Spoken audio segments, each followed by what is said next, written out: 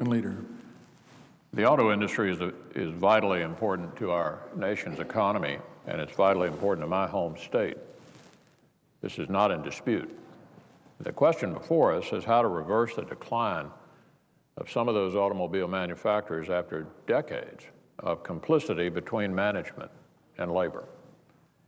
I understand Congressional Democrats sent a revised proposal that the Majority Leader just referred to the White House late last night.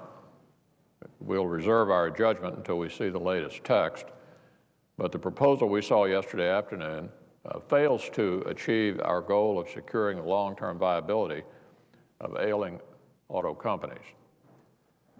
I want to support a bill that revives this industry, but I'll not support a bill that revives the patient with taxpayer dollars, yet doesn't secure a commitment that the patient will change its ways so future help isn't needed.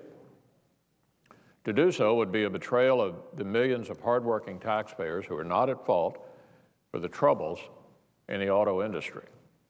And it would be unfair to the millions of Americans who depend on these companies. On the management side, the draft plan released yesterday fails to require the kind of serious reform that will ensure long-term viability for struggling automobile companies. By giving the government the option of canceling government assistance in the event that reforms are not achieved rather than requiring it, we open the door to unlimited federal subsidies in the future.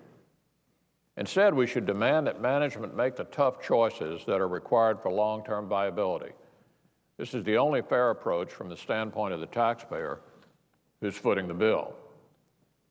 On the labor side, this proposal fails to require any serious reform of legacy costs. Indeed, it states explicitly that one of its purposes is to preserve the same retirement and health care benefits that have made these companies so uncompetitive.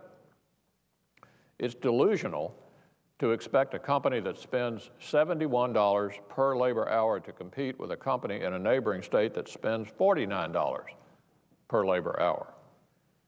In short, this proposal is deeply flawed because it fails to assure taxpayers who rightly expect us to be good stewards of their hard-earned money that they'll not be asked to shell out billions more in a few years or even a few months from now. Now, there are times when help is needed, but one thing most people expect when they're asked for help is that the one asking makes a commitment to change. This proposal does not go nearly far enough. It holds neither management nor labor truly accountable. And in areas where one side is held accountable, the other side isn't.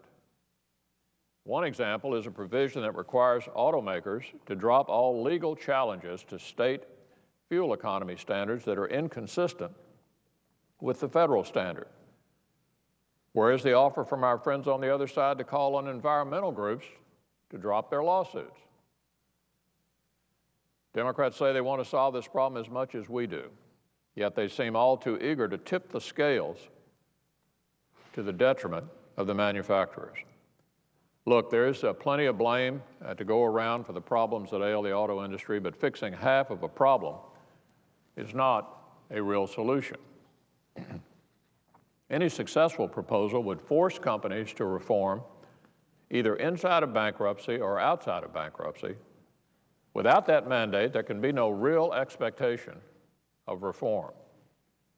A good proposal would force automakers to get control of their benefit costs.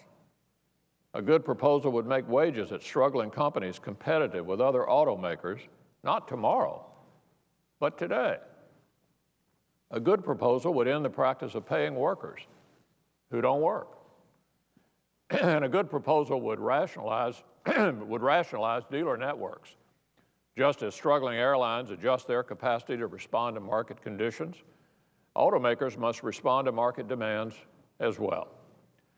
I regret that the proposal Republicans saw yesterday afternoon does not do enough to fix the whole problem. It subsidizes it.